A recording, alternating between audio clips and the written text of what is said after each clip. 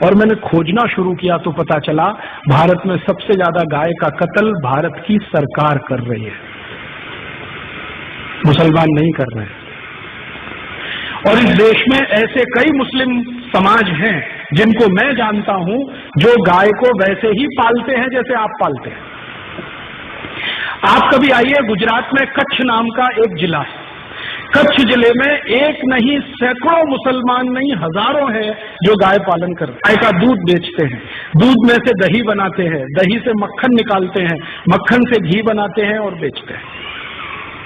आप राजस्थान में आइए, बीकानेर, जैसलमेर, बाड़मेर, ये तीनों जिलों में एक नहीं हजारों मुसलमान हैं जो गाय पालते हैं, गाय का दूध बेचते हैं, दूध में से मक्खन बनाते हैं, फिर घी बनाते हैं और धंधा करते हैं।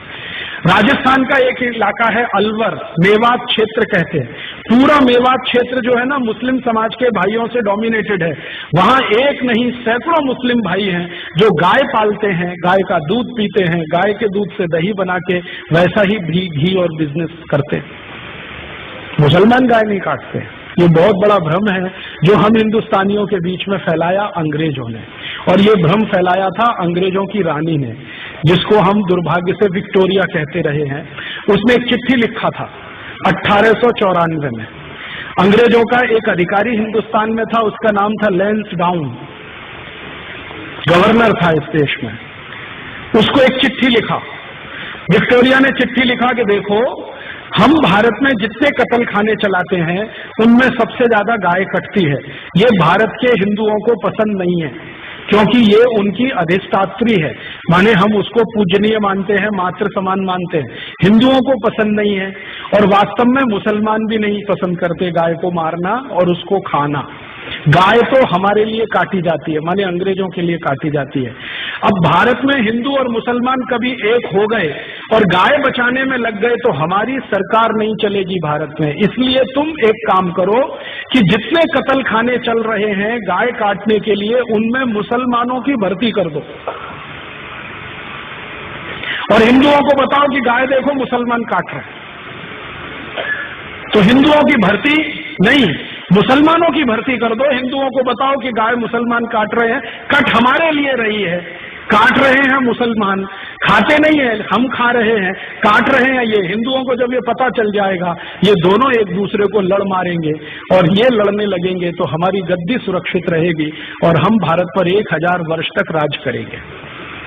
ये विक्टोरिया की चिट्ठी है, लैंसडाउन को 1894 में लिखी गई। इस चिट्ठी से पढ़कर मेरे समझ में आ गया कि पॉलिटिक्स क्या है इस देश में। पॉलिटिक्स ये है कि गाय कटे अंग्रेजों के लिए और लड़ते रहे हिंदू मुसलमान। हम एक दूसरे को गाली देते रहें, एक दूसरे की टांग खिंचाई करते रहें और अंग्रेज मजा करते रहें।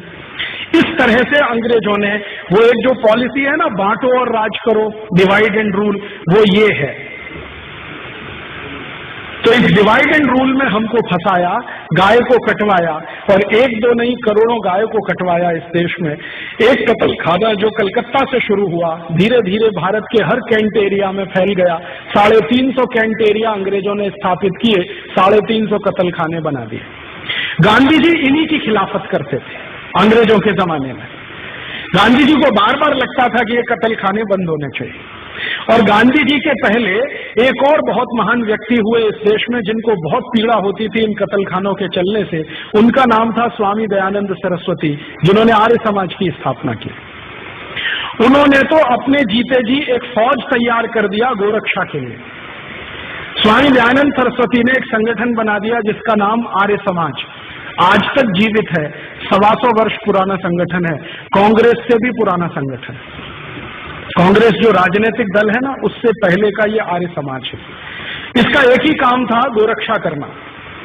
और इस आर्य समाजी संगठन ने पूरे देश के नौजवानों को ऐसा चार्ज कर दिया था कि भारत के 7,32,000 गांवों में हर जगह गोरक्षा समिति बन गई थी। 1870 से ये शुरू हुआ और 1894 में आकर ये आंदोलन अपने सबसे उच्चतम शिखर पर था। और 94 में जब ये आंदोलन उच्चतम शिखर पर था तो भारत के हिंदू, मुसलमान, सिख, ईसाई, जैन, पारसी, बौद्ध सब मिलकर गोरक्षा में लगे हुए थे। और अंग्रेजों के सामने एक प्रश्न खड़ा कर दिया था कि एक भी गाय कटेगी तो अंग्रेजों की खैर नहीं। तो अंग्रेज घबरा गए थे। इसी घबराहट में रानी ने चिट्ठी लिखी थी 1894 में कि अगर इस आंदोलन को तोड़ना है, हिंदू मुसलमानों को लड़ाना है, तो तुम ये काम करो कि सारे कत्ल खानों में मुसलमानों की भर्ती करो और हिंदुओं को बताओ कि गाय ये काट रहे। और जब ये खबर अंग्रेजों ने फैलाई, उसके बाद इस देश में हिंदू मुसलमानों के दंगे शुरू हो गए। मैं आपको विनम्रता पूर्वक बताना चाहता हूं कि 1894 के पहले इस देश में एक भी हिंदू मुस्लिम दंगा नहीं हुआ।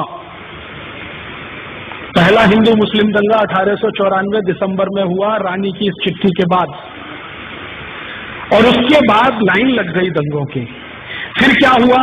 आजादी का प्रश्न पीछे आ गया, गोरक्षा का प्रश्न पीछे आ गया, हिंदू मुसलमानों का सांप्रदायिकता का प्रश्न सबसे आगे आ गया। और अंग्रेजों ने लगभग 60-70 साल तक इसी आग को जलाकर रखा और इसमें समय समय पर घी डालते रहे। वो कभी भी ये दोनों एक ना हो जाएं, इसके लिए पूरी ताकत लगाकर अपने एजेंटों को उन्होंने भारत की बहुत सारी संस्थाओं में घुसा के बिठा दिया।